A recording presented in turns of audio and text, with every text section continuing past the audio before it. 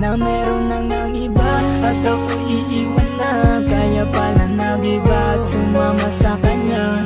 Sa aking pag-uwi wala na rin pala ako mapapala. Inipon na sakit, inipon ang lahat para sa ating pagkat umasa akong magsasama tayo hanggang dulo. Pero ito pala huli nating yugto, ilalaban kahit di ka nakasama. Punasan mga luwa, di sana magsumuko hanggang sa